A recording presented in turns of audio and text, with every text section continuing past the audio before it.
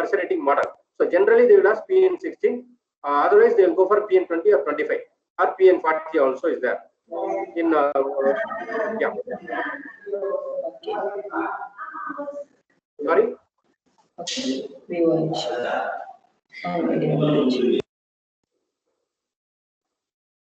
Yeah. Okay. Welcome, Mr. Sriram from Lehry Automation. Can you mute yourself? Just a presentation is going on. Just you participate and see the presentation. We'll introduce later. Okay. So classification of valves is going on. So in that I'm right now at 7th point. So based on pressure rating, we are classifying the valves. So that is over. I hope it's very clear. The more selecting the valve, and finally that is a end connection. So based on the connections also more important. So end connection means the valve is connected with the pipeline. So how we are going to connect the valve with the pipeline? The methods are screw ends. So screw ends is called threaded ends. So there is a threads in the valve as well as in the pipe. We'll screw it and tighten it. Just like a tap what we are using, and mostly in our residential thing we are using screw ends. So because since the size is very less small. And the next is flange ends. So flange ends means the valve have two-side flanges. Also in what we say in our pipe also we have flanges. Both will connected and bolted. So another is a wafer design. So wafer design is we will keep the valve in between the two flanges, and valve doesn't have any threaded or flanges. Simply it will clamp in between two flanges. Socket welded and butt welded. These are actually welding method. So we'll weld the valve with the pipeline. That is all mainly for industrial applications and steam water applications. All these things will come. Grooved end application, which is for food industries, triclover and grooved end, mainly for food industries. So quick removing and quick fixing applications. So it is easy to fix, easy to remove. Wherever that maintenance or cleaning is required frequently. For example, milk. So whenever there is a batch, today morning one batch of milk.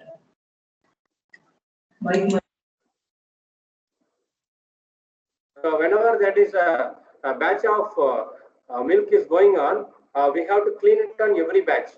Otherwise, it will get problem. So what we have to do is we will remove the we have to remove any equipments are there, any fixed equipment is there. We have to remove and clean it and put it back. For that purpose, they will do grooved end type of fixing. That is easy to remove and fix. That we will see the types and photos and later. So classification of valves, linear motion valves, rotary motion valves, and actually linear motion valves, rotary motion valves is different. Okay. As I said earlier, 1 minute.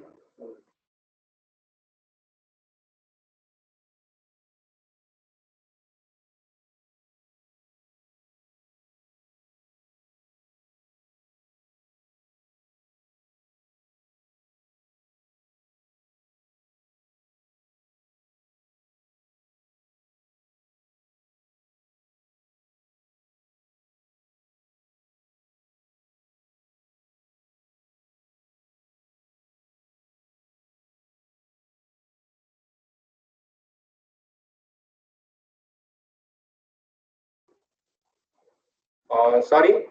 So once again, there is a linear motion valve classification valve which is seen yesterday, last week. That is a valve which is having on and that is if you move, that movement is like this.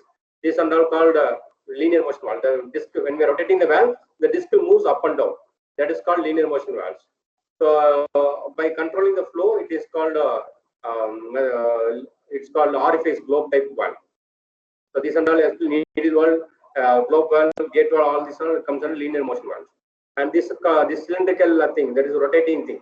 Wherever the plug valves, ball valve, butterfly valves comes under rotary motion valves. So when we are rotating that, it will automatically closes and opens. And this and all is actually is like a rotary motion valve. Also, it's called quarter turn valve. That means it can be rotate only 90 degree. So one full rotation is called 360 degree. But this in will rotate in very only 90 degree to open and close.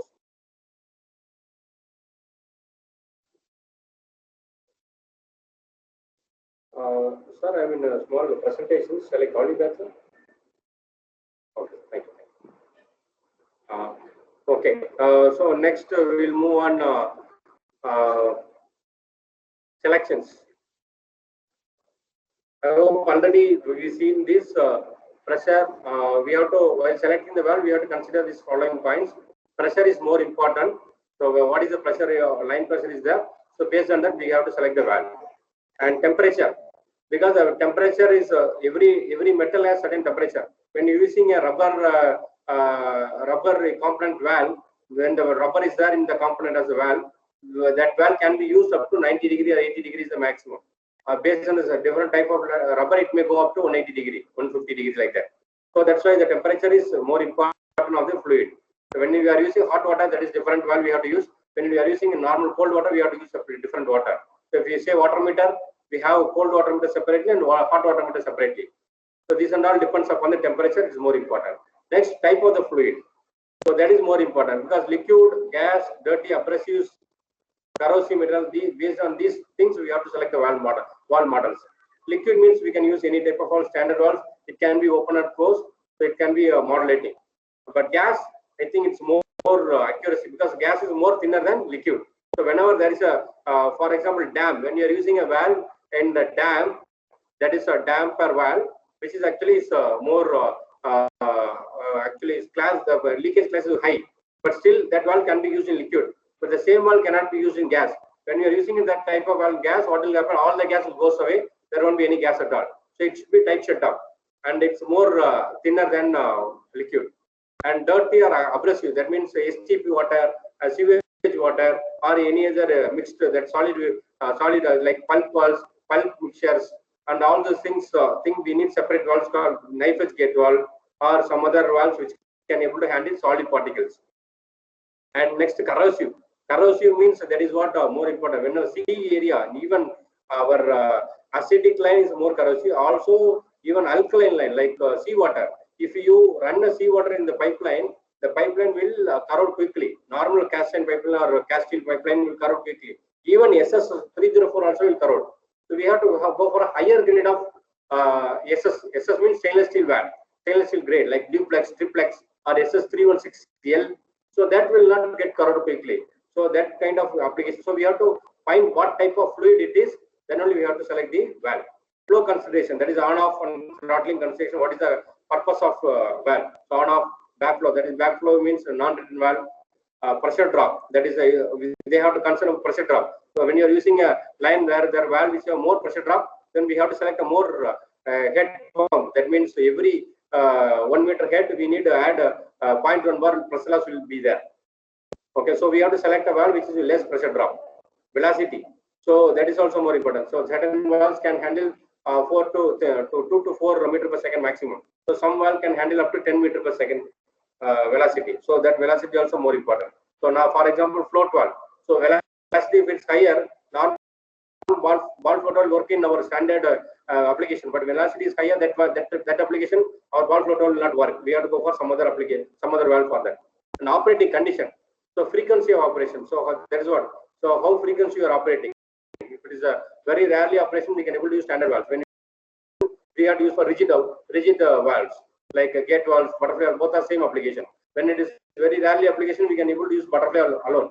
When it multiple time open and close, we have to go for gate valve. Accessibility. So it's more important to reach that particular valve. So whenever there is accessibility, some valve cannot be reachable. So we have to have access system. So for example, in the pit, 1 meter down, there is a pipeline which is going. We want to control that. We want to stop that. We have to construct a big space to go man inside and operate. Instead of that, if we have a extended step, we can able to operate that.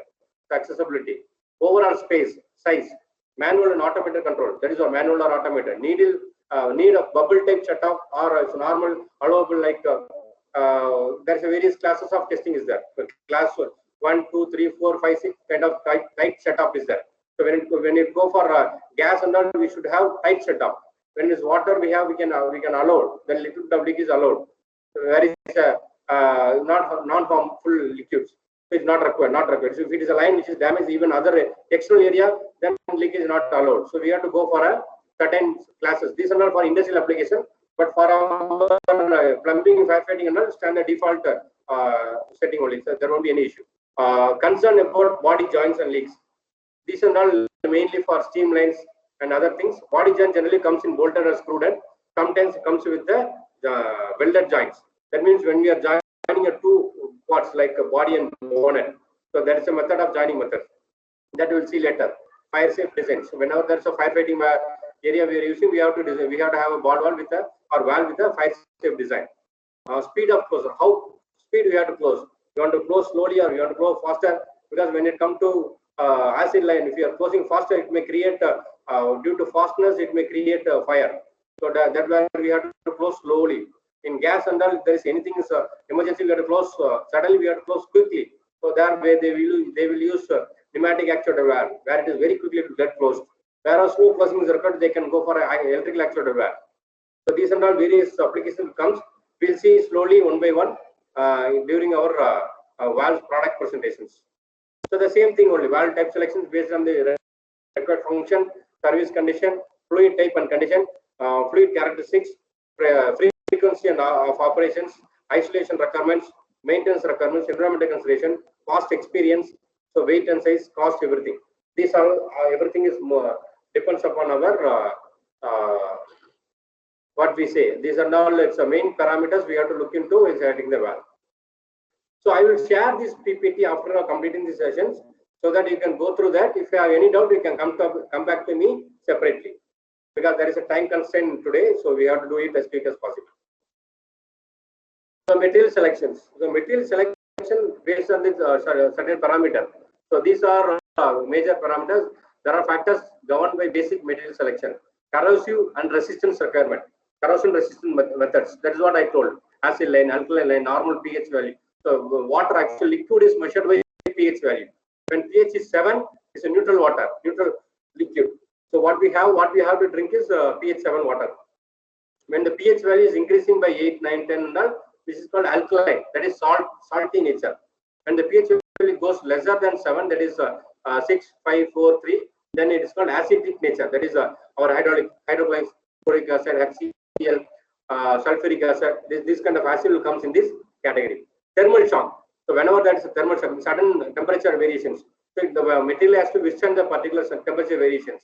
If you take a plastic, if you give a very small PVC plastic, it may not withstand for particular temperature variations. It may get deformed. That's why we have to go for some other metal material that will be withstand thermal shock more. Piping stress, like more pressure, more stress on that thing, which leads to pipe bursting. So we have to select a material which can withstand the stress. Fire hazard. That is what more important in fire area. We have to see whether it is fire hazard or not. So some pipe in plastic material will burn with the fire, which is not recommended to use in firefighting line. That's why always they use for GI pipe or is a cast iron pipes.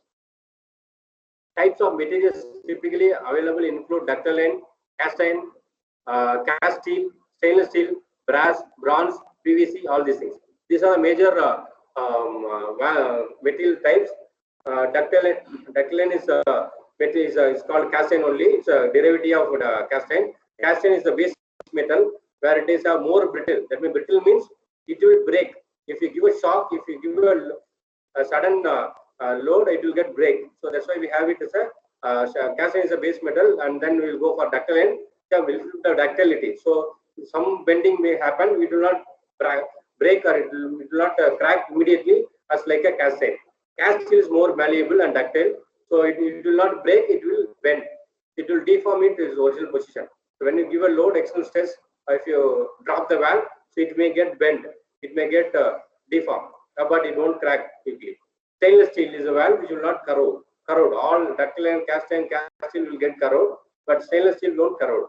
So stainless steel, there are various grades, 304, 316, that is 304L, 316L, 410. These are not various grades of stainless steel.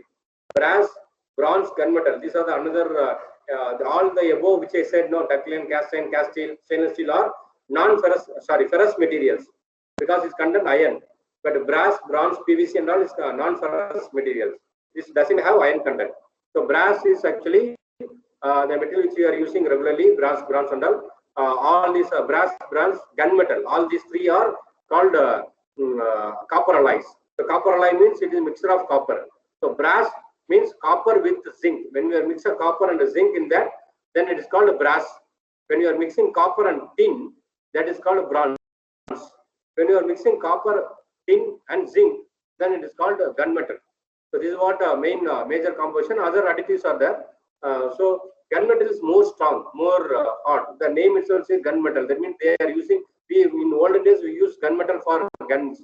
So we used to use this material for made the gun and all. PVC as you are aware that this is a plastic material. This has UPVC, CPVC, and all is a later thing. CPVC is more stronger than PVC. And these are the major materials of composition which we are using for valve. Body material. For smaller valves, generally we go for brass, bronze, forged steel.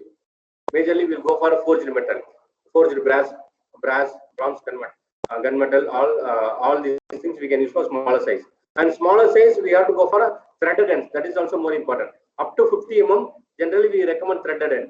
So 50 and above, we are recommending only go for flanged ends or welded ends, because threaded ends difficult to handle and it may chances of leaking or it may get chance of busting. Also, removing and refixing will be very complicated in threaded ends. So that's why flanged ends more important. So for larger valves, we can go for cast iron because of casting. Whenever there is a brass, bronze, if you are using higher size, the cost goes very large, costly, more costly. So we have to go for a cast iron, ductile iron, cast steel, or stainless steel as required for the pressure and service. So seat and valve disc materials.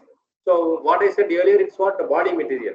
So body means the outer area, and the seat and valve disc is more important because this is the point where it is all valves get controlled. That means the seat will go and that body disc, the disc will go and sit on the body seat, which makes the closing of the flow. That means it will stop the flow, and if it is open, that the flow starts. That means it's in moving portion. There's it's in contact with water also, contact with the media. So it's more important to select the seat and the seating area and valve disc materials. So valve seat and valve disc are sometimes referred as the valve trims. So trims means it's a mixer. It's a parts which is called valve seat, valve disc, and stem. All this comes under valve trims, and they have the trims in trim 1, trim 2, trim 3 like that as a standard in petrochemical industries like petrols, refineries, and all. They have standard trims. So based on the diesel, what are the fluid, so they will decide which trim you have to use. So and that is mainly for industrial application. Our thing is standard. So our trims are standard for all products. So different MOCs are there for various type of valves, and are usually constructed the same material constructed in there to meet the same service. And valve stem material should be selected and meet the service condition. Generally, it comes in SS 410 because 410 is more hard and it will be a little bit corrosive than SS 304, but it's harder than SS 304. That's why we recommend SS 410 is more important every step. And commonly used for most HVAC application. Bronze is used for ball valve construction. Brass, bronze, and all they will use for brass stem, bronze stem. This is actually just to understand what are the type of materials. Just I given a small slide. The CA is a short form that is called cast iron. DA means ductile iron, and the DA is actually the same as SGA. SGA and DA are the same. Periodical graphite iron. CS means cast steel or carbon steel. Stainless SS means stainless steel, and SS 304 actually is a normal standard. And when it comes to casting, we have to say it's CF8. So when somebody says CF8 disc, that means SS 304 disc. So SS 316 means it's a CF8M. If they want CF8M, that means SS 316. In our prices, CAD, because these and all we are doing with casting. So when we are using casting technology, then we have to term it like this: CF8, CF8M. We should not term as SS 304, 316. When it is in the normal standard stem plate or rod, then we have to call it as a 304, 316 metal. And duplex, triplex, super duplex, all these are comes under stainless steel category classifications. MS is nothing, cast steel, mild steel. And MS is cast steel. There is a variations WCB, WCC, LCC. We are manufacturing WCC grade. This is a basic grade of all cast steel metal. And these are all comes under classification of what we say, ferrous material. And this right side is all are non-ferrous material: brass, bronze, gunmetal, copper, PVC, UPVC, CPVC, PTFE, rubber, EPDM. Rubber there is various type: EPDM, nitrile, punine rubber, nitrile rubber, white on ebonite, natural rubber. All these comes under rubber category. And aluminum, ferrous material of composition. And each material has that particular percentage of limitation in the temperature, even in higher side as well as lower side. The lower limit for cast iron is actually -5 degree only. That means -5 degree. So when you go for cast steel, it can go up to -10 degree. If you want to go for very low temperature, that is -220 and all, you can go for SS 304, 304, 317. All these under minus category. Aluminum, brass and all, we can go for very -160. Likewise, higher side, we take cast iron, go up to 210 degree, but ductile can go up to 345. Cast steel again 535. So these are all temperature. But if you see brass, bronze and all, which comes under 285. So these are not more important. When it comes to rubber, it is very less. So these are very standards which is not required. It's very difficult to understand right now. We will see slowly. The threaded ends. This is called threaded ends. First, this one is male-female thread. So that means male means the outside thread is called male thread. Inside thread is called female thread. This one is male-female combination. So one side female, one side is male, and this is both side female, and this is both side male. So these are the various thread ends available. And the threads are called normally straight thread and taper thread. So straight thread means that is if you see that the thread starting end and the other thread and the ending end both are in the same line, straight line, parallel. But when it's taper means it will be slightly taper. So it's some angle is there. That's why it's called taper thread. Normally NPT is taper thread. The BSP is straight thread. Generally we use for both the threading standards. So these are very in detail, that ISO standard and ASME standard. So normally we will say ISO 7, EN 10226, BS21 is called BSP thread. ISO 2281 is also BSP thread. And valve ends. So other thing is that is threaded ends. We see this is flange ends. So these are both sides. If you have flange, that is called flange ends. If wafer means that is a wafer design which doesn't have any flanges. It will clamp in between two flanges in the pipeline. In pipeline, there is a flanges will be there. In valve, doesn't have any flanges. This design is called wafer design. Wafer design butterfly is there. Wafer design ball valve also is there. Wafer design check valve also is there. NRV. And the flange rate standard is ASME or ANSI B16.5. That is a pressure rating of 150 class, 300 class, 600 class, and comes in from half an inch to 12 inches. Also, it's that is class 150 or and the hash 150 hash. 150 hash means this is called 150 class, and it's also rated in PN rating, PN10, PN16, and that is called DIN standard, DIN 1092. Also, there is separate body standard is there, DIN class and all. So we have to select that if it is DIN standard, that body will be face to face different. That means one end. This is called face to face distance. From this end to this end is called face to face distance. That will based on the standard only it will decide. That's otherwise it will vary according to the individual manufacturers. So they make it a standard. So everybody have this fixed valves, the distance for the every sizes. And welded ends. This is called butt weld end. This is socket weld end. So butt weld end means whenever there is a pipeline which is butted in the like jointing a two thing, and we'll do it welding over there. Socket weld means it's like a pasting of pipe, PVC pipe. When you are inserting in the socket and applying the paste, no. So here we will insert that pipeline inside the this thread. There won't be any thread. Simply plain surface will be there inside the valve, and we weld outside. So that is called socket welding. See the butt weld how it is. It is joints. This is a pipeline and this is a valve flange end. So both are jointed like this. So this is called a butt weld ends, and these are socket weld ends. In socket weld, there is no joints here. So the pipe inserted in the inside the flange and is get jointed like this.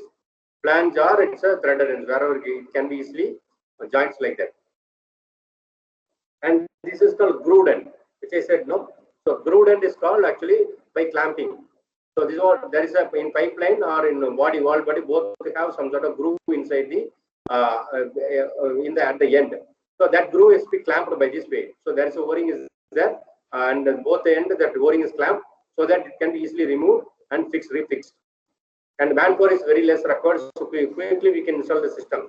If you are using a bolted flanged methods, if it takes 1 day to clamp for 2-3 valves, but in clamp by grooved ends we can able to fix 10 valves. Tricloud. So tricloud also this is the same thing, and it's easy to refix. Mainly is used in food industries, hygienic industries, or sanitary clamps. We also call it sanitary clamps. So basic parts. So all basic parts is body, bonnet, trim, actuator. So first is body. Body means is the bottom portion where the flow is happening. So while body flow is happening. So bonnet is the top portion which is having jointing the flow. That means joining the body and the movement area. So movement portion that actuators are hand wheel, stems, all those trim area. So everything comes under this valve bonnet. And this is a jointing method. So valve bonnet jointing method.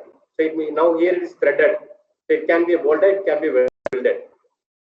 And this is a seating area. So now the valve is in closed condition, there won't be any flow. When you open the hand wheel, automatically the stem goes up and the disc also moves along the stem and flow starts from there. That is called so opening and closing of the valve.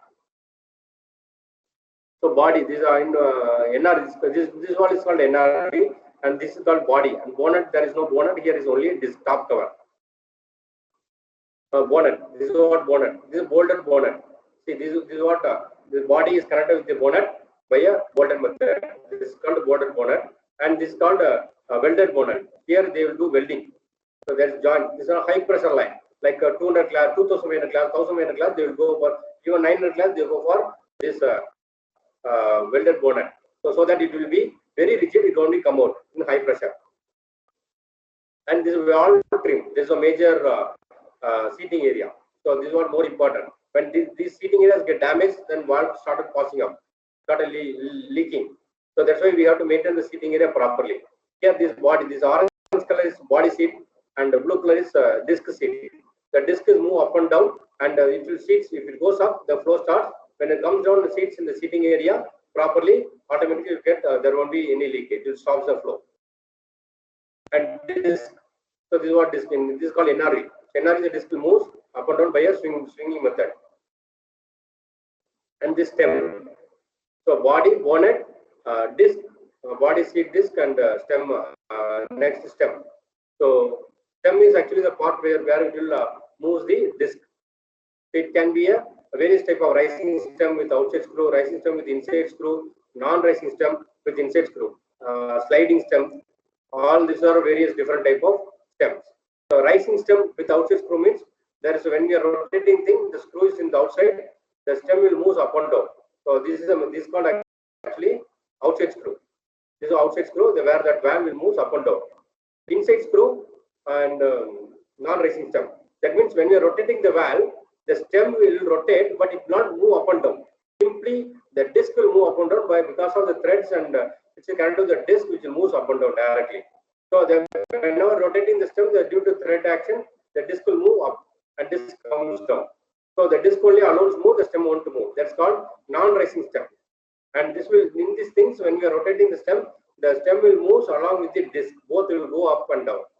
And inside screw non-rising stem means the stem will rotate. The threading, that is a thread. That portion won't show outside. So the thread portion inside the thing. So initially that disc also move, stem also move, but threads we cannot see in outside. Actuator. So basically it's a hand wheel operation or it's a lever operator. It's called manual operation. And when it comes to automatic, we will have this electrical actuator, pneumatic actuator. Packing. So packing is a portion where is more important, wherever most of the things valves leaking at the packing area. Because packing is the point when you're rotating the hand wheel, when you're operating the valve, the stem will rotate. That means the stem will move. In order to move up and down, there's a small gap, minor gap will be there. In metal to metal contact, what will happen? There may be a small gap is required, where started leaking in the gland area. In order to avoid this thing, we have to use soft metal, soft material to stop the leakage. Even by rotating the thing, it will deform in position and stops the flow. It arrests the flow. So that's where packing material we use generally jute metal, jute material, graphite, Teflon, rubber. All these things were used in the packing material. So normally they use for this packing are more important during the coupling the pump and motor. Like this, all valves have the packing thing. So next we will move on to the type of valves. So type of valve, kindly read this thing.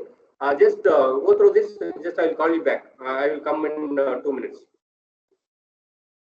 If any questions, you can raise.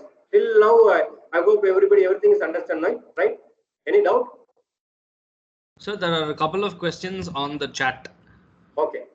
So then we will go through that. Nile formula. So, sir, we will be using normal valves with pressure valve. Right, sir. So this was when we were talking about the building. I mean, uh, from the top, if it is 30 floors, so nine is the pressure. So we'll be using normal valve for normal flow, blocking the normal flows, and when it comes down, we'll be using the pressure valves. Pressure valves means actually the valve, every valve can handle certain pressure. Pressure valve means you mean is a pressure reducing valve, PRV, right? Pressure reducing valve. Right. Right. Okay. So pressure reducing valve is a valve which can reduce the pressure. So generally in plumbing system, any line, as per NBC, it should not of international standards, it should not exceed 5.5 bar, 80 psi. It should not exceed beyond 80 psi. Right. So That is our standard. wherever it exceeds beyond that, are we going to use over there pressure valves instead of any of Yes, them? pressure reducing valve is mandatory. We have to go for pressure reducing valve whenever the pressure exceeds. Sorry? In the entire building or just at the ground floor? Entire building. So, for example, in ninth, when it comes to nine bar, in ground floor only 9 bar. When it comes to first floor, it will be 8.7 bar. When it comes to second floor, it will be 8.4 bar. When it comes to likewise 8.1 bar at the third floor. So it will vary according to the height of the building. We have to use PRV at each level. So, for example, we can have in third floor if you put a PRV. In third floor, if you put a PRV from 9 bar, in that third floor, the pressure will be 8.1 bar. So from 8.1 bar, if you reduce it to 2 bar, what will happen? That 2 bar will automatically keep on increasing further. And if you give the line after that, third floor, second floor, first floor, ground floor, which connected with the after the PRV, that means after the PRV that all other floors will get only 2.1 bar. Sorry, 2 bar means 2.3, 2.6, 2.9 like that. The pressure will keep on increasing after that. Got it, sir. Okay, so that we will see in detail in the PRV section. Okay, now we will only basic we are touching. So we'll see this pressure, how it is reducing, how you have to put PRV, where you have to place PRV. All these things will be in the presentation. Maybe in next week or in 1 or 2 weeks. Okay, right. What is the another question? I think. Okay, I think the only one question, right? Okay, please go through this.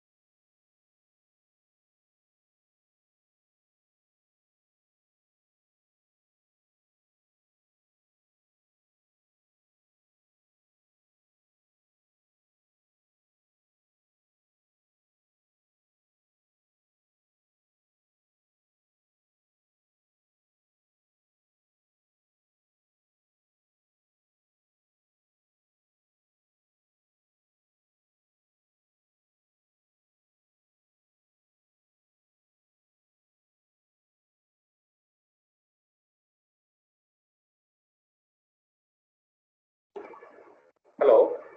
Sorry. Can you hear me now? Am I audible? Yes, sir. Okay. Great. So can any one of you name that what any one valve which comes under category of rotary motion? I think butterfly you said, right? Butterfly valve. Yes, correct. Who is that? Sanjay Yeah. from Yeah. Urban Suites. So butterfly valve comes under the category of rotary motion. So any other valve?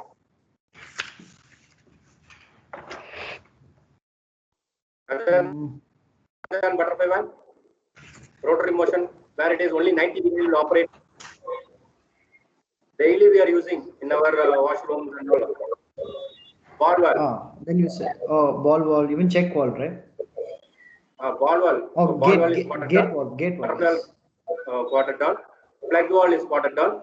So these and all comes are spotted down. Spotted down is actually the rotary motion valve. So wherever when rotating the, it's about rotating the valve. And linear motion valve. Can you name any valves which comes at linear motion valve? Can any of you name that linear motion valve?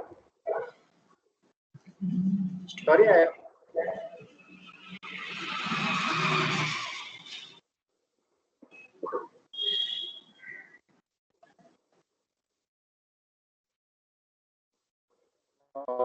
linear motion valve, gate valve comes under linear motion valve. Sluice valve, actually sluice valve is nothing but gate valve.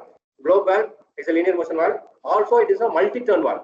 So it's actually quarter turn valve, multi-turn valve. It's also classified into quarter turn valve, multi-turn valve. So multi-turn means we have to do multiple rotation to open and close. That is called multi-turn. Quarter turn means only not even one full rotation. It's only quarter turn rotation. That's called quarter turn valve.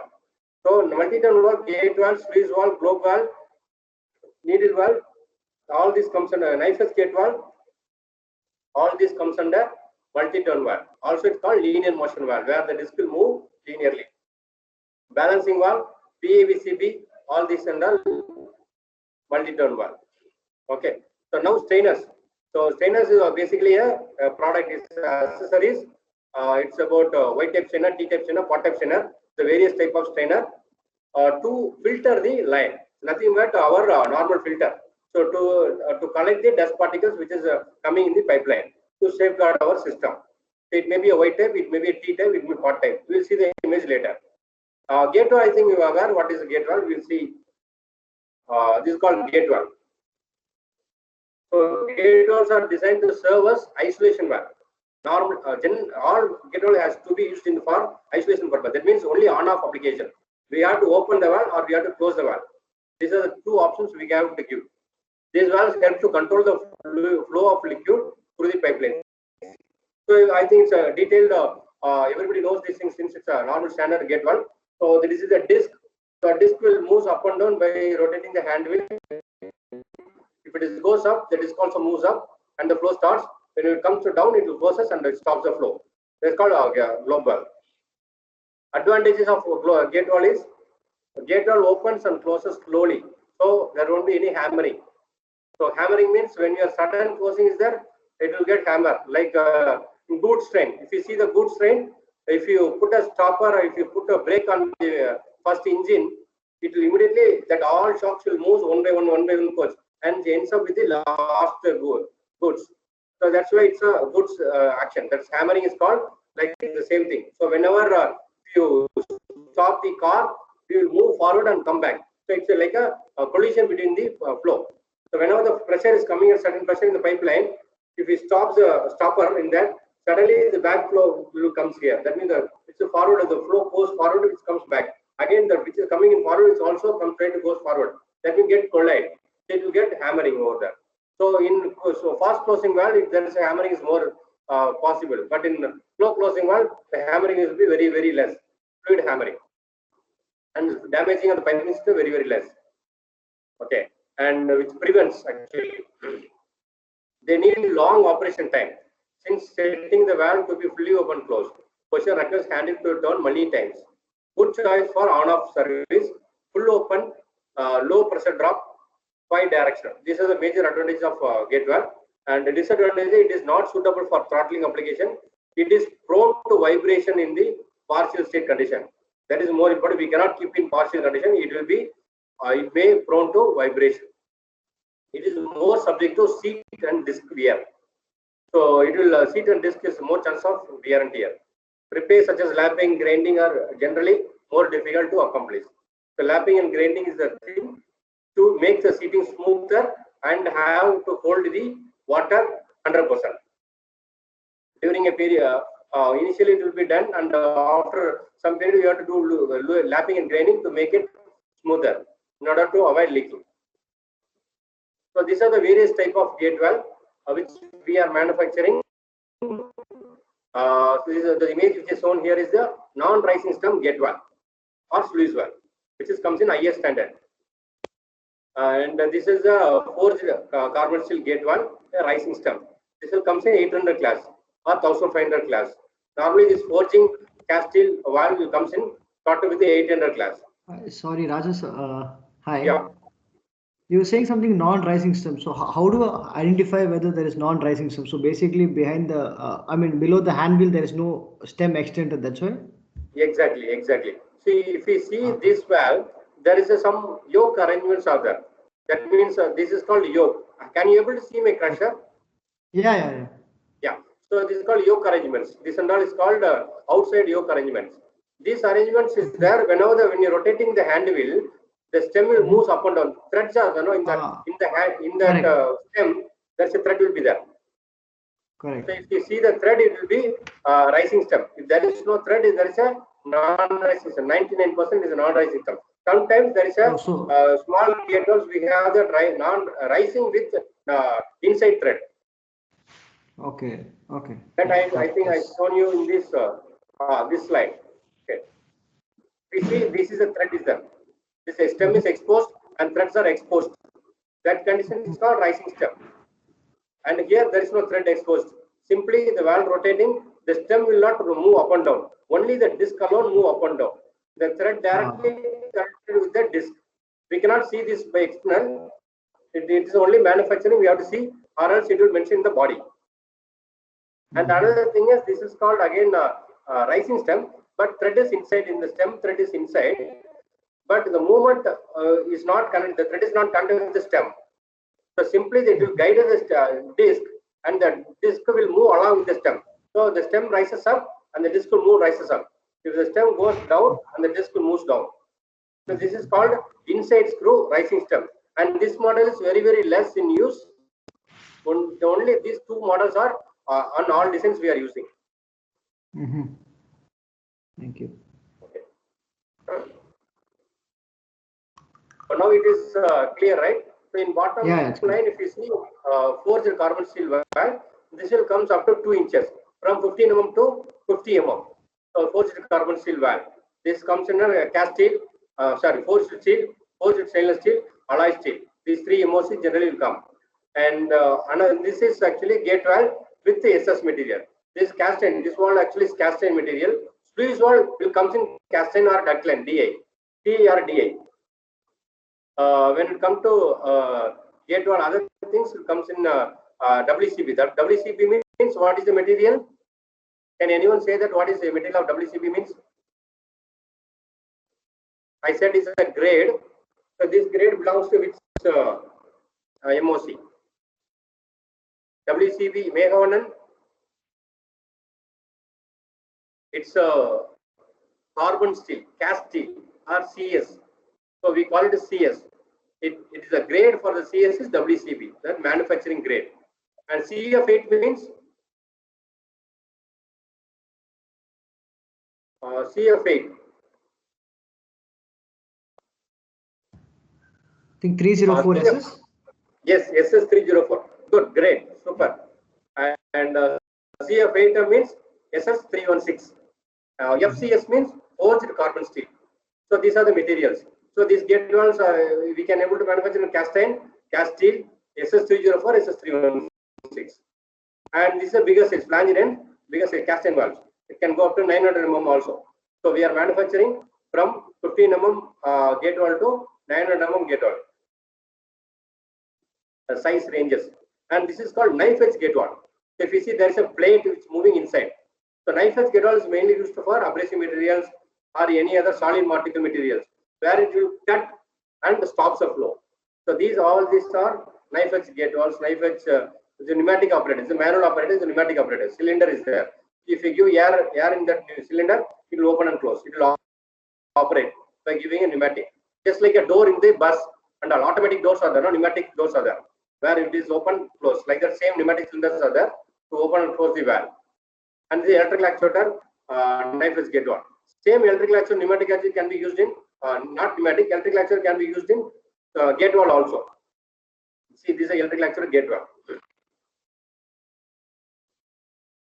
So next, globe valve. So this is another design, globe design. Wherever is the throttling, modulating, regulating, controlling, all valves will come under this category of globe valve. Because globe is a design where we can modulate or regulate. Generally, there is a body design called Z type and Y type body, angle type. These are three body design in globe valve. So this is called Z. Angle means it will be in right angle. It's a 90-degree valve. So the inlet flow will be like this, outlet will be like this. Y type means it's like a Y. So inlet will be like this, and valve controlling will be Y type, and outlet will be like a straight line. Y type valve is like a flow is like a straight line. So this is controlling, and this is actually flow. And these are the three different body design. And the global is named because of the disc design. Gate wall is named because of the gate design. So this is called a gate design. It's like the event or disc, which is like a gate. So it's called a gate wall. And this is called globe wall because this is a globe, semi hemisphere. Or it may be a flat also, hemisphere will come, and so little bit of flat surface also will come sometime. All these all comes under thing.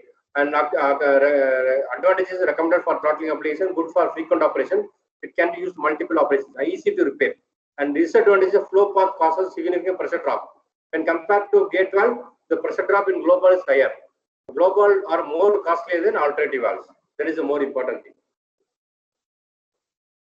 Next, ball valve.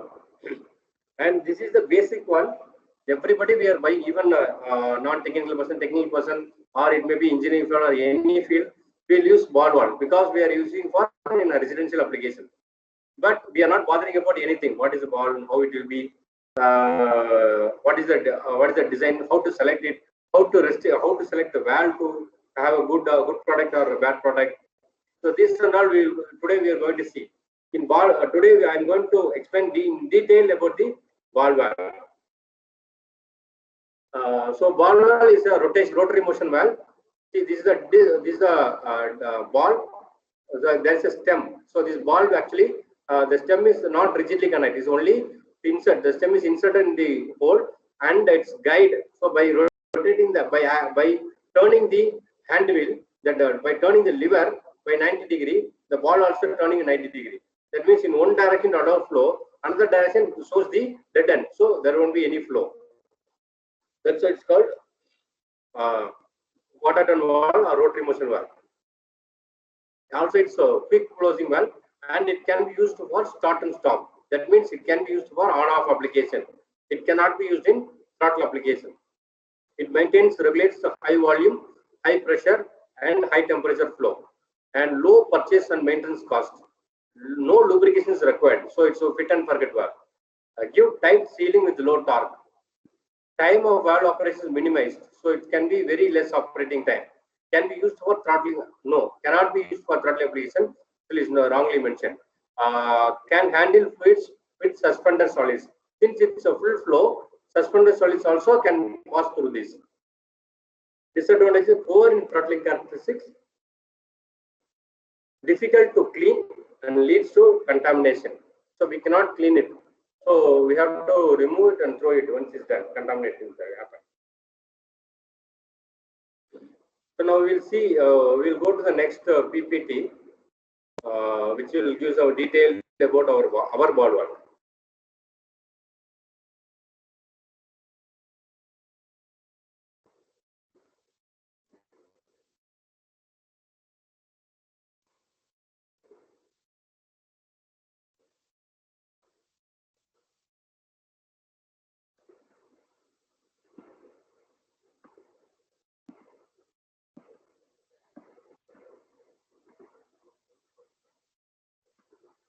Is there any questions in that or till now what I have gone through? If you have any questions, you can ask immediately.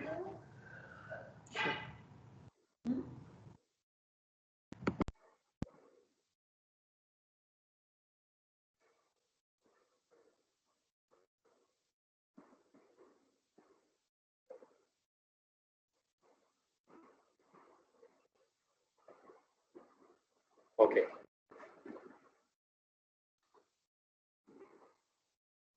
I think we see these things in the last our company's thing. So TUV certified, FM approved available of NS of applications and standards. In ball valves, generally what we are using standard is manufacturing standard. MSS SP 110 is the manufacturing standard for our brass ball valves. So now that is standard mainly for non-throttling bronze forged brass valves. If it is spring-loaded check valves, then it will be EN 13959. If it is pressure reducing, it is EN 1567. These are the various standard of manufacturing standards for different type of valves. Testing standards again. So ISO 5208, the testing standard. ASME B 16.33638 is also. So ISO 5208 is normally seat test pressure. We'll be doing hydraulic with actual pressure rating. Then 1.5 times hydraulic test pressure with the body and seat test pressure with the air. So pneumatic. So as I said earlier, air is more important because air is more thinner than water. So in case of some valves may not be leak in water, but that valve may be leaked in air line. So that's why we have to test every valve in air. As per ISO 5208 also, it will test the what we say, it will mandatory test the valve with air at 6 bar pressure for zero leakages. Marking standard, that is MSS SP. So marking also more important. Marking means that body marking. So when there is a valve, if you take a valve, we will not have the test certificate in front of us, or we will not have that manufacturer catalog with us. Simply by seeing the valve, we have to see what type of valve, what is our pressure rating, what is the MOC, and where we can use that. Marking is mandatory. Which brand. So for that purpose, we should have standard markings. So as per MSS SP 25, it has to be marked on the body. We are following the same. And threads, valve threads. So valve threads is ISO 2 to 8. So that is ISO 2 to 8 is the valve thread standard. So it's a BSP thread. No sealing on the threads. Internal threads for sealing for the threads. So ISO 10226 RIP. So these are all thread standard. Brass standard. So material standard. There is brass standard is nothing but material standard. So when it comes to these and all, it comes under manufacturing and design standard. But material also has some standard. CW617N. So various standards are there. But in that CW617N standard is the thing which is recommended for plumbing applications or the water application. So EN 12165. These two are various standards. So body end connection ball stem are manufactured as per CW617N. Also, sorry, we have, yeah. So what's the advantage of the CW617 from other material, if you say? Okay, great. First, before that, I will have one slide for that. I'll go to that. I just finish it up. Okay, lead-free brass bowler. There is also brass standard C46500. These two CW617N and C46500 is mostly recommended for plumbing application. That I will explain in detail in the upcoming slide. No problem. No problem. 1 minute. Okay. So choosing right brass. So in brass, almost 60 varieties of brasses are there. So as per BSA standard, JA standard. So it has to be adapted to manufacturing process. So what manufacturing process we are doing, that brass should be adapted for that. And next is service recommendation. What service we are using. So for that particular service, it should be stable and it's not contaminated. And service fluid should not contaminate. So these are the three parameters which we have to look into while selecting the brass. This is the reason why we are going for the particular brass standard CW617N or C46500. So normally CW617N standard is have less lead. So this is the two standard composition. So if you take CW6N, normally brass is a composition of copper, C is copper, and lead, Pb is lead, and zinc is the balanced material. So these are the major composition which is in the CW6N, 7N. Other things are very low thing. If you mix copper and tin, Zn is called zinc.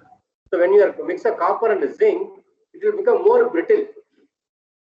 Brittle means it will crack immediately. Even we cannot machine it. So for that purpose, we have to add lead, Pb. But lead is actually some poisonous. So if we add more lead, it will damage our system. So for that purpose, WHO, World Health Organization, has recommended for plumbing or drinking water application, you have to go for CW677N. That is the minimum lead will not exceed 2.5%. Or else you have to go for C46500, which has lead free. That means no lead. That is very less, negligible lead. So only 0.2%. This is the standard. 59 to 62% lead will be there. Sorry, copper will be there. Lead is only 0.2%. Balance is zinc. These are the major. So this will be more. So C46500 will be more brittle then, right? Because you're not mixing lead. Yes, very less lead, but little bit brittle.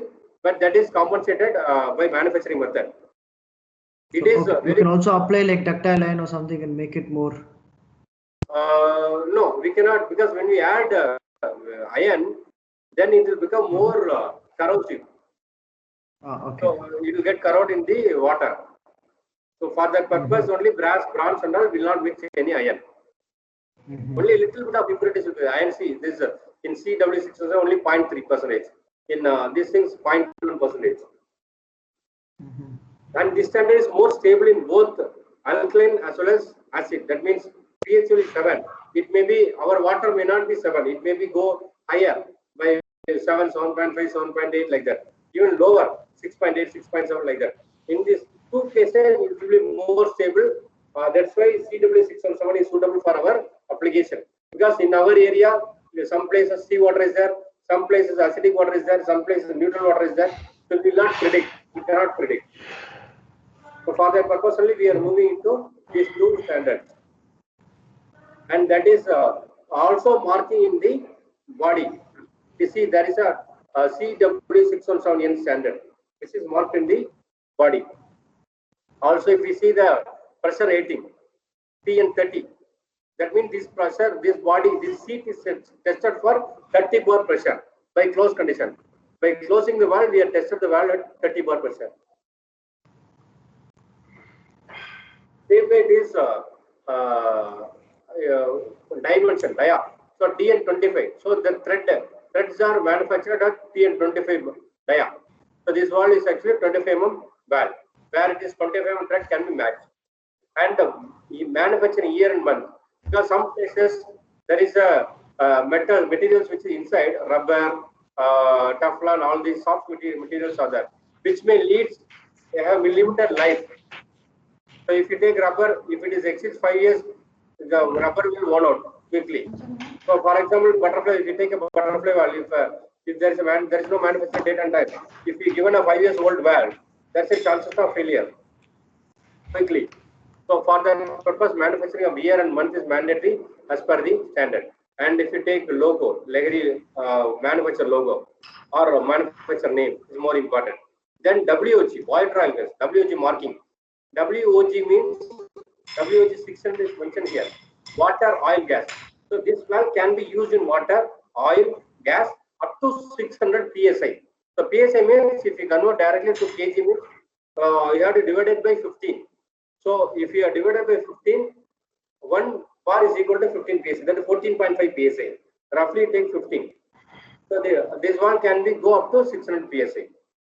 Working pressure.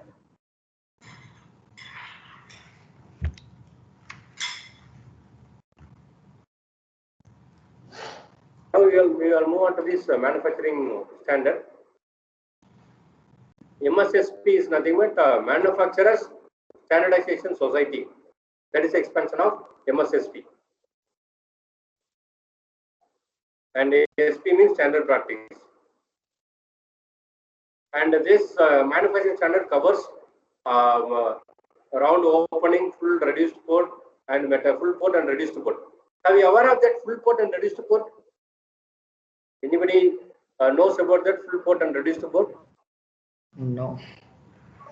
No. Okay. Just I will go to this. Okay.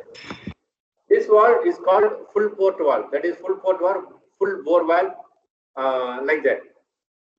Regular bore, all this comes under this category. What it means is the thread I said no, so TN25. That means the threads are manufactured TN25 threads. The same size, that means 1-inch pipe. If we connect 1-inch pipe, the idea of the 1-inch pipe flow is also matching with the idea of the ball. So that is 1-inch flow will go directly into 1-inch ball. That is called full bore. That is all right. There won't be any reduction in the pipeline. So full is like a pipeline, it will move, it will allow. But in reduced bore or reduced port, the ball size will be one size lesser than the inlet size. So if you take DN25, that is 25 mm, the ball will be 20 mm size. That means the ball dia will be one size lesser, which leads to reduce in the flow. So some players will play with this thing and give lesser cost. For example, if you take a full bore ball valve is 100 rupees, reduced bore ball will be 80 rupees. So what they will do, port sometimes reduced bore, but reduced bore will affect their flow. Whenever there is a, when you are opening a 10 taps at a time, you will starving for water. When you go for reduced port, the pressure will be less pressure loss will be higher in that reduced port. But normal regular port will be equivalent. So when they are designing a pipeline size, they will design for the regular port only. That is more important. So when they are having somebody using wrongly reduced port, they can highlight it. Okay, so that is what the regular port and full port and pressure temperature rating. Sir, Sorry, one second. This reduced bore valve does have any technical advantage over full bore valve, or there is no technical advantage, only commercial advantage?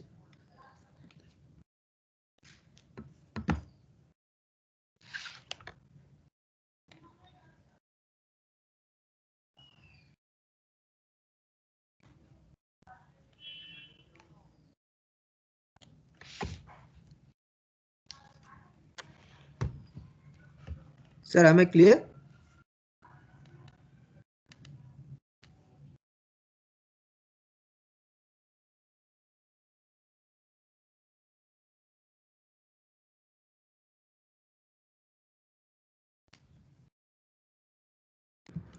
Hello. Hello. Sir? I think he got disconnected. Just give it a minute. He should be able to rejoin. Okay, right. What is your question, sir? My question is, he is telling there are two types of valves. One is full bore valve, one is reduced bore valve. Right. What is the purpose of making reduced bore valve? Is there any technical advantage or only commercial advantage? It is only commercial, sir. There's no technical advantage. There is a technical disadvantage. Technical disadvantage. It is disadvantages because with the reduced bore, see, if for example you have a 50 mm line, and if you're going to use a valve that has only a 25 mm bore, you're going to have pressure drop, you're going to have velocity acceleration as well. Because of this, your flow is interrupted. Velocity acceleration means it could damage your fittings, and if there's not enough pressure, there could be water starvage at the endpoints, at the farther away points. So apart from having a commercial advantage, it has nothing else. And in fact, you're not supposed to use reduced bore valves in lines unless and until specified specifically if the application calls for it. But mostly it is only full bore valves that you're supposed to supply and use. Okay. Is there standard specifies to manufacture reduced bore valve? No, full bore. No. By default is full bore. Yeah. Okay. Sanjay, sorry, just to add on to that. So, is there any marking on the valve that it says that it's a full bore valve? No, it does not. No. Unless until the manufacturer specifies that it is full bore or half bore, or if the person inside is able to look at the valve internally and figure it out himself based on his experience, unless and until that happens, no, there is no marking or any other indication. If there is no technical advantage, then there will not be any manufacturer will specify. No manufacturer will specify that it is a reduced bore valve. They will not Yes, specify. No. because But the reason they why will they ask because manufacture is because it has a commercial advantage. commercial advantage. Yes. They will not specify. They will not write. They They will will not not write. write. No. Right. Right. That again Yeah. depends on the manufacturer again. If they are genuine means they will automatically say that it is reduced bore and then explain about the commercial implications. But there are of course some who would not even inform that it is reduced bore and just apply. Right. Got it. Thanks. No problem. Sanjay, I hope you are mentioning, huh? We don't manufacture reduced bore valves. Yeah, I'm just joking. I'm just saying. How to find out that reduced? We can make out. On a couple of valves, yes, you would be able to make out if you know products really well. And if you basically look at the internals of any valve, the thread, for example, let's take the thread of the outside connections have to basically be the same internally as well. But if you see there's any passageway or the narrowing down inside the body, that means it's reduced bore. But it's going to be a little harder with other valves. For example, let's take the ACV PRV. Now the design is in such a way that the water flows upwards. So if you look inside the valve, there will definitely be it might look like some sort of a barrier to you, but it's not any barrier. It's just how the valve is designed. So in such valves, you can't just visually see and conclude if it's full bore or half bore. You will have to open the valve and then internally check with your flow rates and all of that. So calculations will be in place for complicated valves. For simple valves like butterfly valves can't be. You take ball valves and all. On simple valves, you can visually see if it is full bore or reduced bore. But in the market, it's available this kind of valve. In markets, it will be available. Yes, reduced bore will be available in markets. So what people will do is if the building size is not too large, maybe if it's probably just a small individual villa, or if it is only a 3 floor, 4 floor apartment, in those cases, just to save money, they might ask. They would be okay with using reduced bore valves because see the pressure is not going to be too much. Even if a pressure drop of 0.5 bar across happens across the valve, it may not add to too much. But the same thing in a 20-floor building, a 0.5 bar reduction in pressure is massive. You would have to spend more energy to pump to use your pumps, and the efficiency of the pump also and the lifespan of the pump also will decrease. So all those implications will the magnitude of these will increase as the building size or the project size is higher. So that's where you will have to be very careful and make sure you tell people also they have to check and use only full bore valves. What will the approximate saving cost wise, percentage wise? There should be about 5 to 7%, 5 to 7. conservatively speaking. Yeah. Right. Thanks. Welcome. Rajesh sir, you can take over. Okay, thank you, Sanjay. Thanks for a detailed thing, and sorry for the technical glitch. I have a little bit of network issue. No problem. I hope you can able to view my PPT, right? Slide. No, actually. No, it's not. No, I am in testing of ball valve slide. No, it's not coming as sir. Okay, right.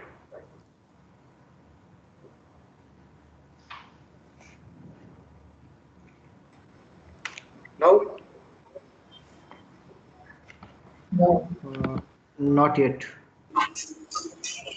Yeah. Yeah, it's coming now. it's coming now, right? Hello. Okay, now. Okay.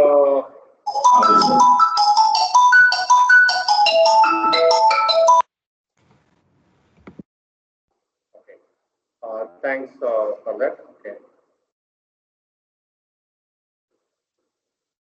Okay.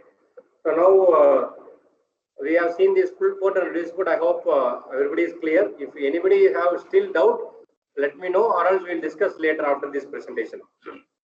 Right. And pressure rating. So the design standard, standard will cover this thing. First of all, what is the design? It's a full port or reduced port, or it's how they are covers, opening, closing, and pressure, temperature ratings, material of construction, design, dimensions, marking, testing. Everything will cover under this SP 110. So those who are manufacturing as per MSS SP 110, that particular standards will comes in action. So all other actions will be there in the automatic valve manufacturing itself. So they cannot mention if they are not following these things. So if you take a ball valve, so if you take our Lehry ball valve generally, so there are some USPs. We have some special features. That's why we are very, very unique, and we are vigorously growing in the market. And right now we are like dictating, or it's like it's like a monopoly kind of thing. We are doing that. So how we are achieving that? By having some sort of special features in our valves. So that we will explain. One of the feature is mainly is testing. So normally manufacturers are testing the valve, but what happened? They are testing the body, they are testing the seat, and they will leave it off, or sometimes they will not test high pressure, low pressure kind of thing. So normally, as per valve, if you take ball valve, there are two type of ball valves with a major classification. That is, one is floating ball design, another true union ball design. So floating ball design means the ball which is in blue color, no, that light blue, sky blue is that. That is a ball cross section view. If you take this orange, that pink color, so this pink color is actually the stem, which is inserted in the small groove in the ball. So that is not rigidly fixed. Is only the guidance. That means that is a shape, square shape. That is the width is called 5 mm, means the stem is also 5 mm. It's rigidly fixed in that. So by rotating this stem, which is comes up the top of the valve, and the handle fixed in the stem. When rotating the stem, when moving the handle by 90 degree, that guides the ball to rotate. That's all. So it's not rigidly fixed. That's why what will happen when there is a flow is happening, during the flow condition, the ball will move micron level. So that is the chances of when we are rotating in closed condition, the ball will move and sits in the orange color area. This orange color is seating area. There is a soft seat. It's a Teflon. Teflon means PTFE. PTFE is the original chemical name of the Teflon. Teflon is actually a brand name, just like Dalda. So Vanaspati is the normal general name of the inside material, but we call Dalda. Dalda is actually a brand name. So like a Teflon is actually a brand name, but everybody knows Teflon is a material. So that way the Teflon is a soft material which will withstand at high temperature up to 150 degree, and that is where it's using to close the seat. So that disc, that ball moves and sits in the seating area of the Teflon, and there won't be any leakages in closed condition. But when it's giving high pressure, it will move and stops in the seating area, and there won't be any leakages. When we go to low pressure, for example, say 10 bar pressure, as I said, 30 floors. So we are giving 10 bar pressure at the ground floor. When we are giving 10 bar pressure, it will move and sits in the seating area. Or if you say that valve body, valve test pressure, PN30 rating. So when you give a 13 rating means we will give 30 bar pressure in the inlet and see the valve has to be leaking or not. So when giving more the pressure, so more the impression in the Teflon seat, and there won't be any leakages. But what will happen to low pressure? When we are giving a low pressure, the ball will not have enough energy to move. So it has to filter rightly so that it won't require to move, and that is there won't be any leakages. So in low pressure, we have to see whether it is leaking or not. So for that, as per ISO 5208, we have to test the valve at low pressure in air. So that's what, if you see, I have to show the cell initially has to be tested with 6 bar, rated pressure of PM30, and then it has to be tested of a cell with 1.5 times, that is 45 bar pressure, and see in the open condition. At the same time, it has to be tested with the low pressure also with 0.5 bar to 6 bar. So it has tested for 6 bar in low pressure and see whether the valve is leaking or not. So if you are seeing that low pressure at 6 bar, automatically ensures that there won't be any leakages even in the low pressure also. That's what we are mentioning in the test certificate, as well as we are following in our manufacturing standard. See, this is a cross-sectional view that is happening during the low pressure, high pressure medium. So when there is a low pressure, there is a small gap in between the seat and the ball. So that gaps may be leaking. So that's why we have to ensure that in high pressure there is no gap. So it's compressed fully and there is no leakages. 100% sealing will happen. But in low pressure, it will leak. In our plumbing line, we are recommending only 3 bar pressure, 2 bar pressure. Even if it is a 3-floor building, what will happen? 3 into 3, 9.9 bar only pressure will comes. Even if you put push up pump, it will go for 1.5 2 bar pressure. So that time it won't be enough energy to move. So it's enough force to move. So it's required to have a proper seating manufacturing standard. So there won't be any gap in that, and it won't allow any leakages. So that's what by how we will ensure that by giving a low pressure testing in that. That's we are following. That's how we are very unique in that, and we are following that same thing.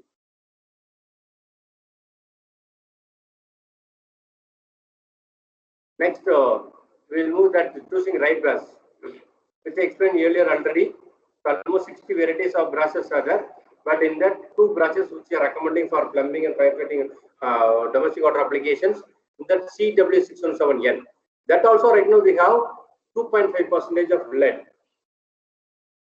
But we, in order to avoid, because that 2.5 we can withstand, but sometimes that also leads with water only. It contaminates water. That's why in US, UK and all, for all drinking water, domestic water application, they have to go for only lead-free valve. So C46500 only thing they can use. They cannot even use CW617N. But in India, they are using these things. But in some place, they are using valve which is a Chinese brass, some other brass, which may have up to 8% of lead. Even gunmetal, brass, bronze, and all, there is a percentage of lead will be higher than 2.5%. So that's why we are recommending to have brass ball valve with the CW617N standard or else C46500, because it's going to be future. Water is a more important thing in our life.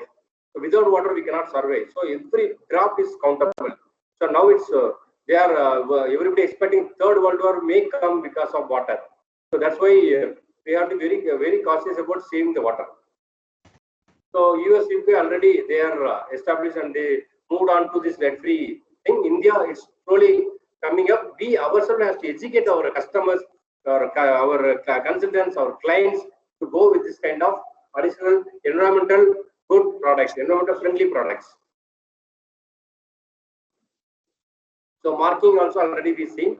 So date of manufacturing, year and manufacturing, size, pressure rating, brass standard, water, oil, gas, that is which application we can use, what pressure up to we can use, and company logo. This is all is mandatory for manufacturing standard as per marking standard.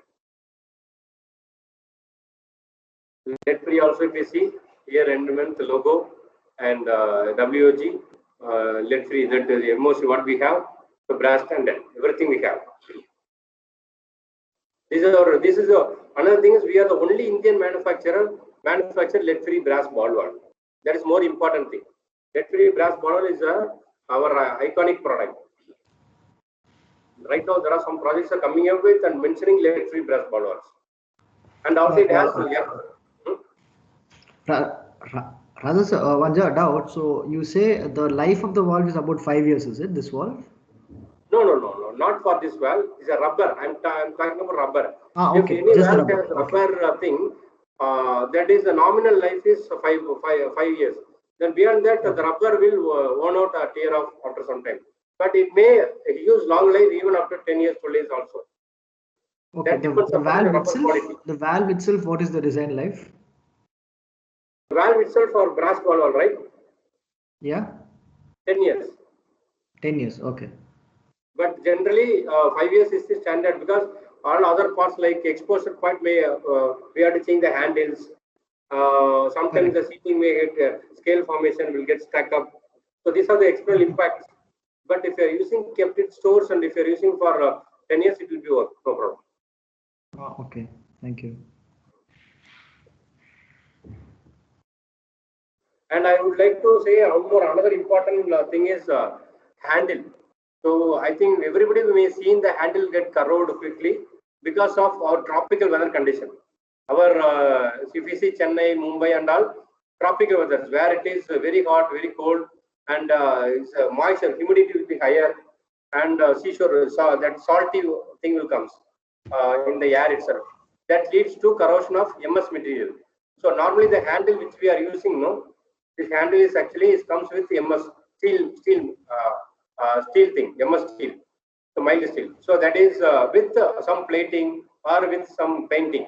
Other manufacturers, but we are doing dechromate plating. Why? Because dechromate is more stronger than any other plating or coating painting. So this is a small typical example. There is one brand which is installed in the site. The same thing we have also supplied the same site. So they have procured both the brand and thing and installed. Luckily, there's both brands are in the same location and same place. If you see, our valves are not get corroded. That is blue color valve. This is our Lehry logo, and this is actually some other brand which get corroded.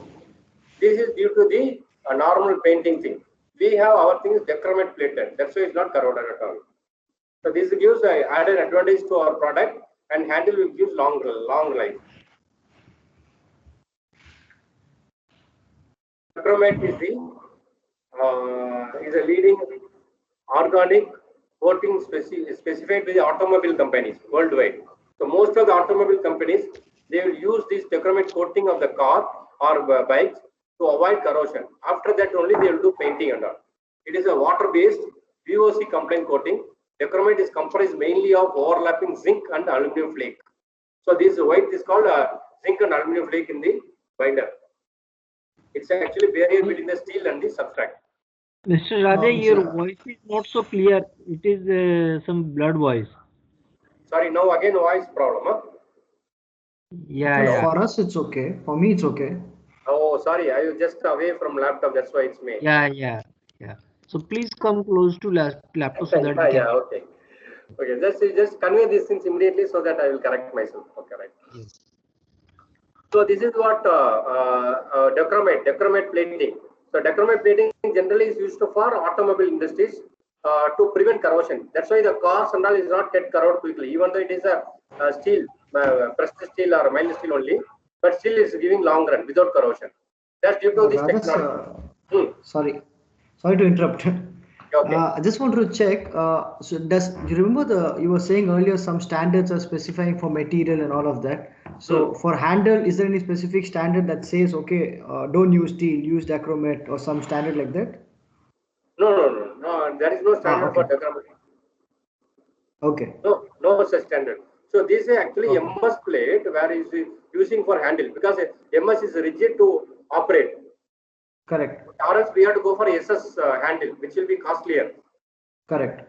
We cannot use brass handles, which will because brass cannot have this strength, so it may get fail. Or we have to give a bigger size handle, which may leads to theft.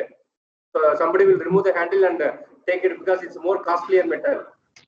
If you take per kg in the waste scrap itself, they will go for 600 rupees. They will take it in 600 rupees. But in steel metal, only 30 rupees.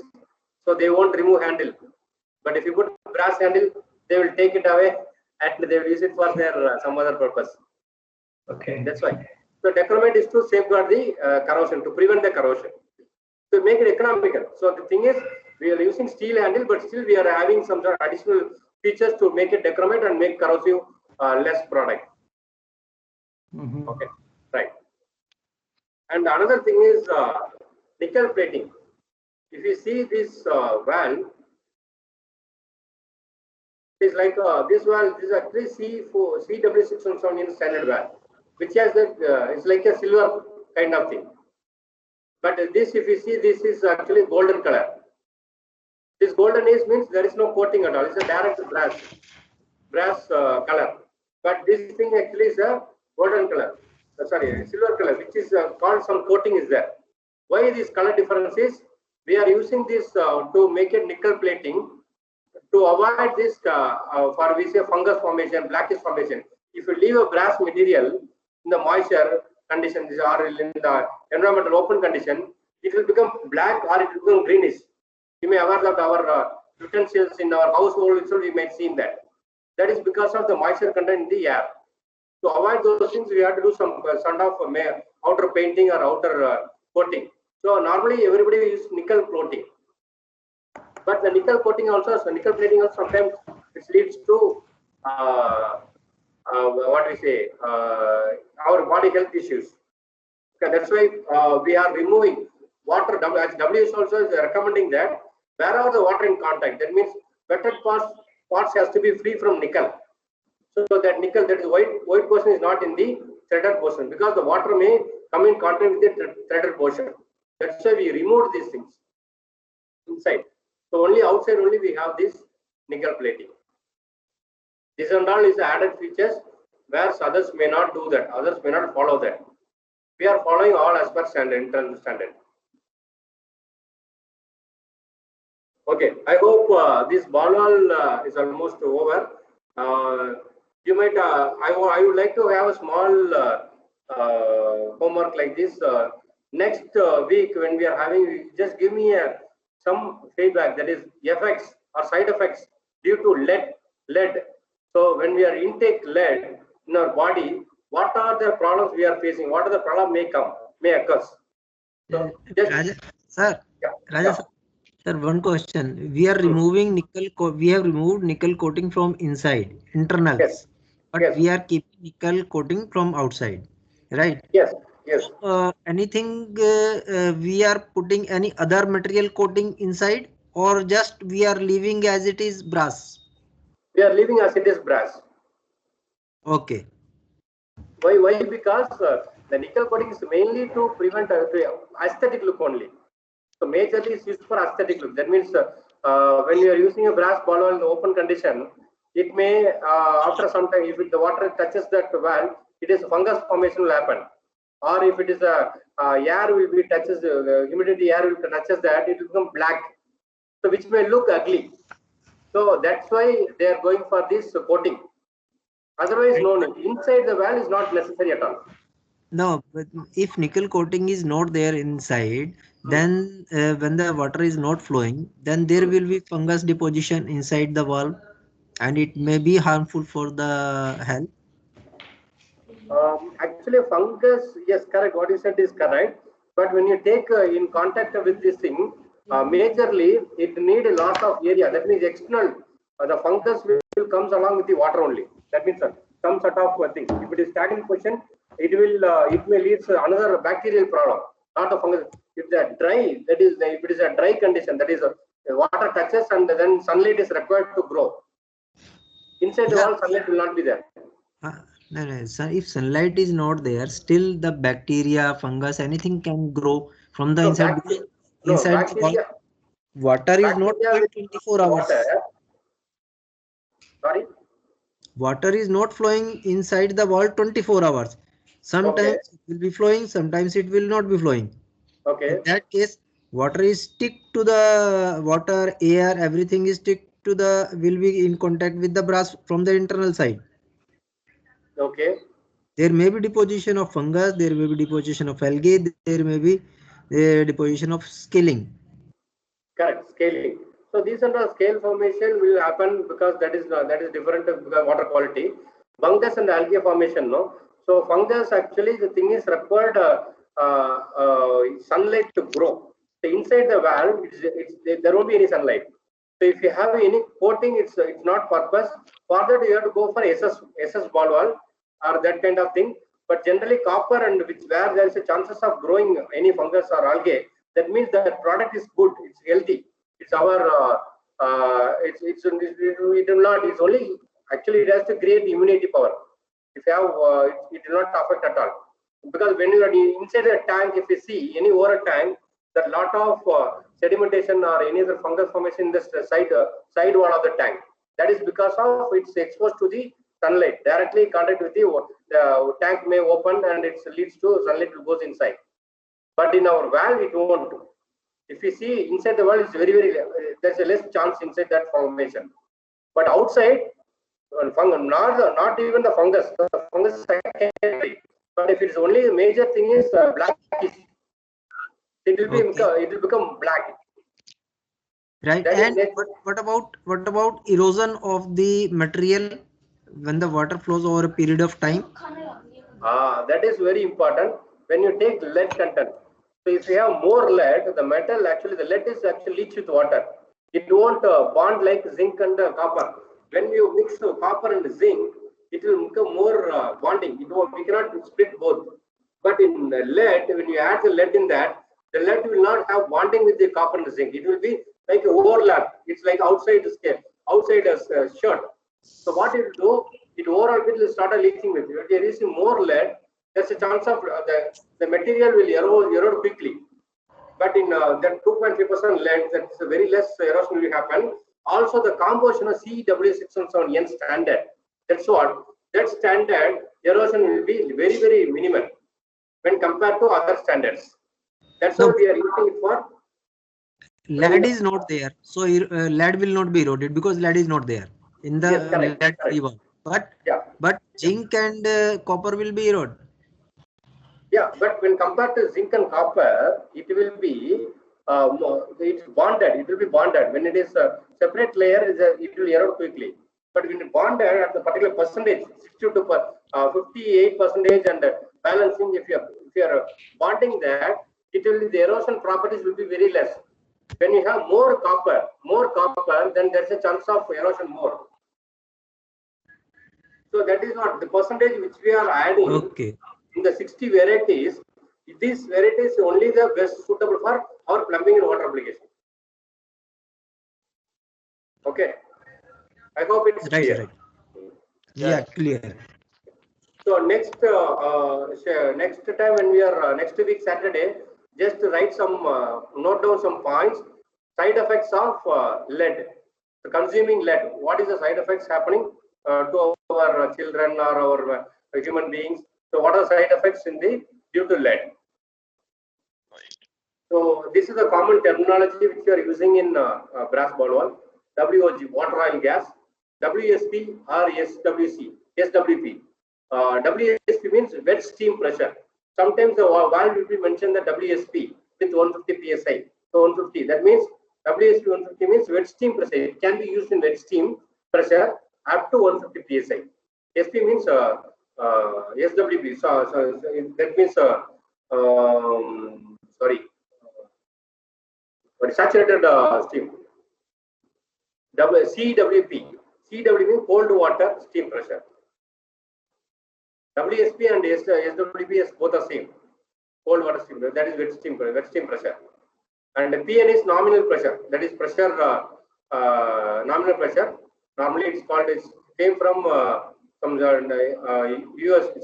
UK thing.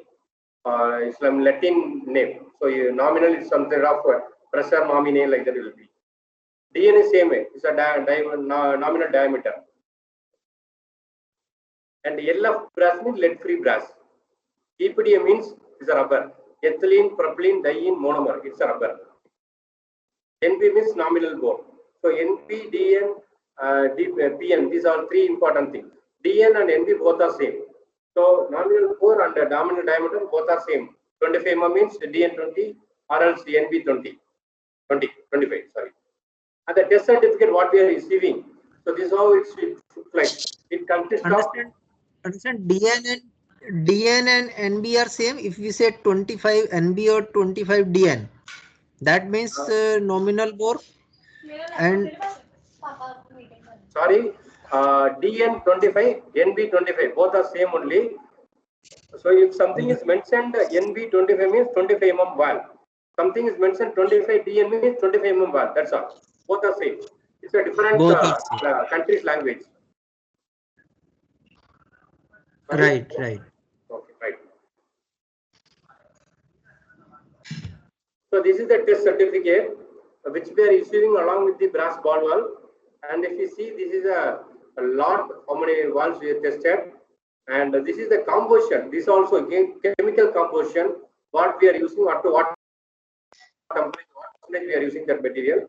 That everything is mentioned in the test certificate itself. And this cleared that our valve doesn't have 2.5%. It's less than 2.5% lead. It will. Our valves are almost 2% only, not even 2.5.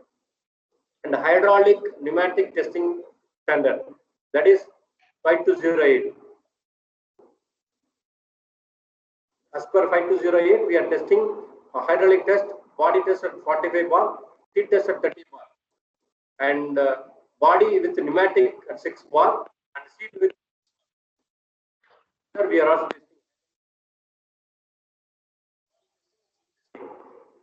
Is there any doubt in these standards testings? Anybody have doubt? Let me know immediately.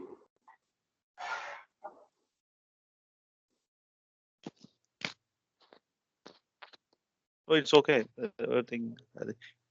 Today you are mailing this PPT, no? Mailing us.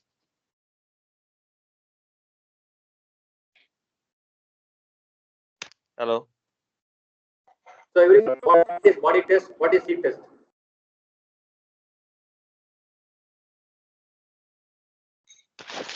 Hello.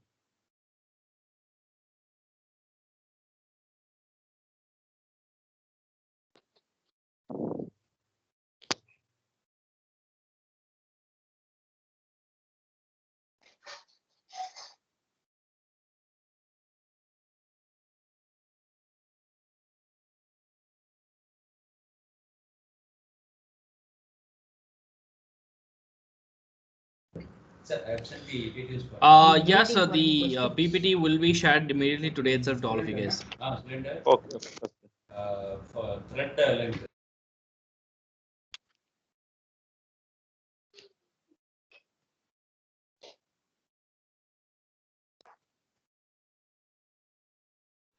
Rajat, are you here? Hello. I think he's gotten disconnected again.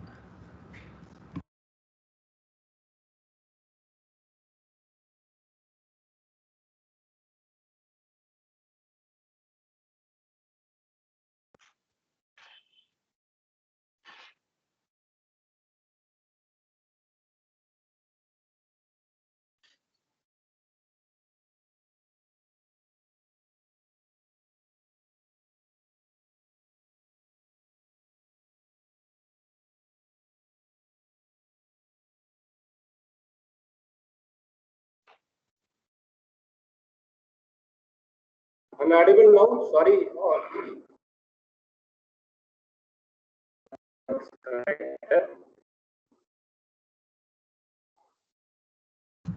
Yes, sir, we can hear you. You can Okay. conclude. Thank you. Thank you. So I will share my slide again once again. One minute.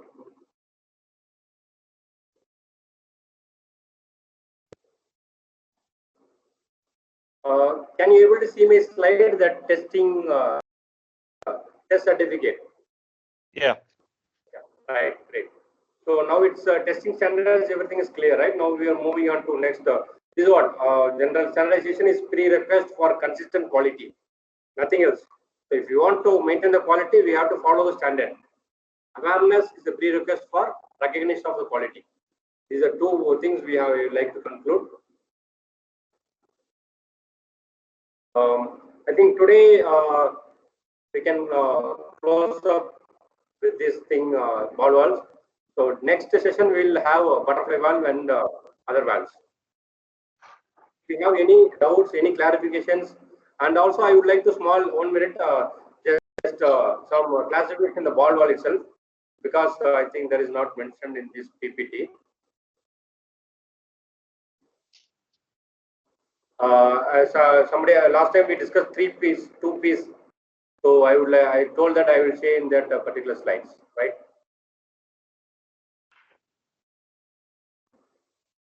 One minute.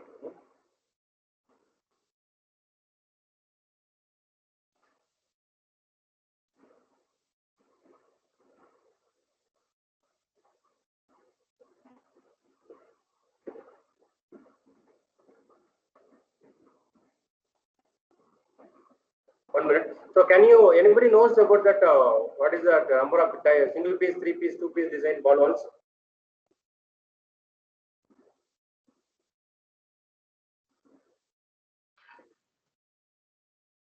Megha, do you know? What is the question, sir? Single piece, two piece, and three-piece design. Design ball valve. Okay. What was the question in that? I am sure. See, that'll be difficult because there are two new products. Hello, sir, can you hear me? Yeah. And yeah, shoot. So what would be better? Yeah, I am not getting the question, sir. See, there are 3 different design ball valves. That is a single piece design, 3-piece design, 2-piece design, like that is designs are there. Yes. So do you heard about that, or that's what I'm asking? Yes, sir. I have All heard types. all of Okay, anyhow, just a minute, opening that slide, so that by showing that picture, you easy to understand. That's right.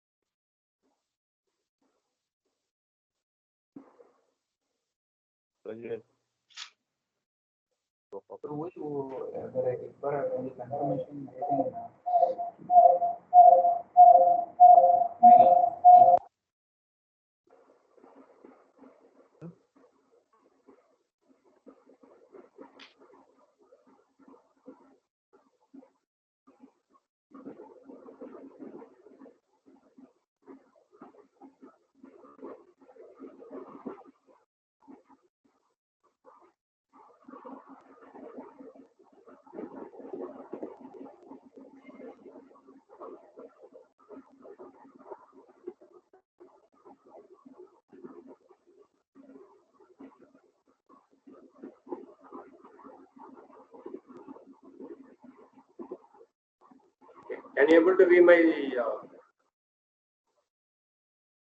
word file? Yeah. Yeah. Okay. Types of ball valve. That is what we designed a floating ball valve and true union ball valve. So floating ball valve one which we seen in our thing. We are manufacturing floating type because it's not rigidly connected. This and all is considered thing. So major yeah. So floating ball valve, the stem is little bit of guiding the ball to open and close. But true union means it's connected to both ends. It's a threaded or fixing with thread majorly threaded. So if both ends are connected and is moving in between this line, then it cannot move. So the Teflon can be fixed in such a way that it won't leak. So if you are giving high pressure and if it is no leaking, then it will be 100%. It won't leak in low pressure also. That's why it's not that in floating ball it's mandatory to have low pressure testing. So this is what true union ball valve and floating ball valve design. But true union is mainly for industrial application. So very rare in usage. So generally they will go for floating ball valve design only.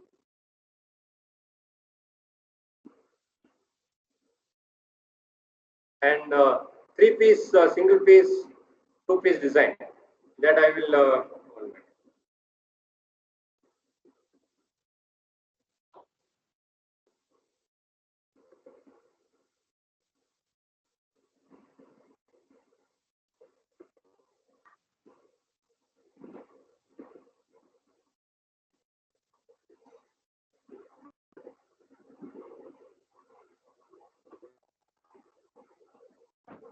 So normally the body construction, if you see that slide, so the body is constructed like this full one piece, and this is one piece. This is called actually 2-piece design. So that portion which is divided into 2 parts. So 3-piece means this is 3-piece. So up to this ball nut is 1 port, and the center body 1 portion, and from this ball nut to end connection is 1 portion. So this is called 3-piece design. So if there is a 2-3 ports. So if you see these 2 valve, which is actually there is a center connection is there. When we are connecting the 2 parts, this from this bolt to this end connection is 1 portion, and from this to this area it's 1 portion.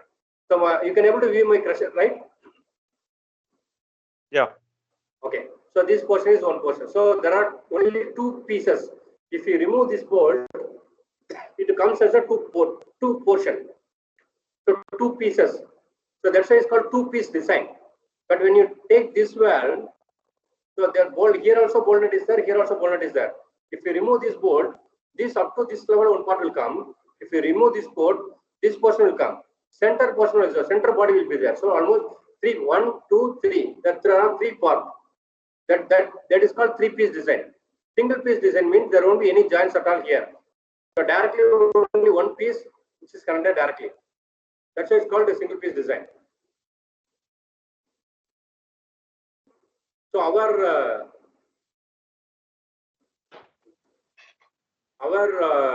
standard our standard wall brass border and all, it's a two-piece design theoretically, but physically what they are telling is it's a single-piece design. Normally we will say single-piece design wall, but if you see, we can able to remove the two portion.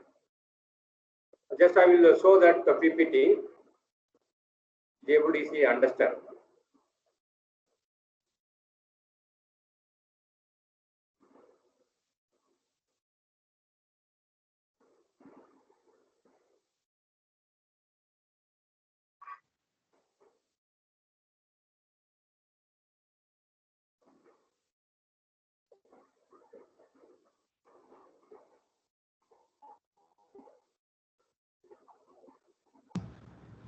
Hello. I think there was some disruption. Raja sir. Yeah. Sir, your voice is continuously breaking, sir. Just a minute. I think what No, we can just do- I am right now. Now, No, now it's it is been clear. happening often. Actually, It's thing been is happening often. now. No, so it is fine for some time and then it breaks off fully and drop from call sometimes. So I think what best we'll do is if you can wrap up today's session, we can continue it when the internet quality is Okay, better. right. We'll sure, right. I hope. Sorry for the inconvenience. So next we will clearly do that, and we'll see this two-piece, three-piece, single-piece design walls by tomorrow. The next session. Also there are two-way, three-way, four-way also is there. So that two things we'll see next week. Afterwards we'll continue that butterfly wall, other type walls also. Okay. Thanks for listening, Right. and Right. it Thanks. will be very helpful for you. Right. Thank you. Thank you everyone for your time and attention. You can, if you have any doubts, you can always mail it to us or to me. I'll forward to Raja sir.